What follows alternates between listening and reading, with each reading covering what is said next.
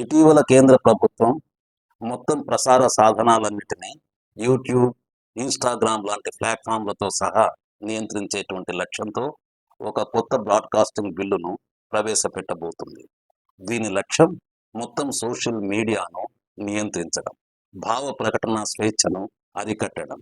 గతంలో ఏ విధంగా రాజ్యాంగబద్ధంగా మన ప్రజాస్వామిక హక్కుల్ని కాలరాచి వేయడం జరిగిందో, అలాగే ఈ భావ ప్రకటన స్వేచ్ఛను కూడా అరికట్టేందుకు రాజ్యాంగబద్ధంగా బీజేపీ పూనుకుంటుంది.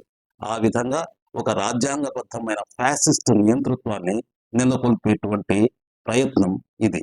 ఈ ప్రయత్నాలకు వ్యతిరేకంగా ప్రజాస్వామిక హక్కుల రక్షణ కొరకు ప్రతిపక్ష శక్తులు అవసరమైన ప్రజాస్వామిక ఉద్యమ నిర్మాణానికి పూనుకోవడం ద్వారా ఏ మేరకు ప్రతిపక్షాలు ప్రజాస్వామ్య హక్కులకు నిబద్ధులై ఉన్నాయో మనం చూడవలసి ఉంది.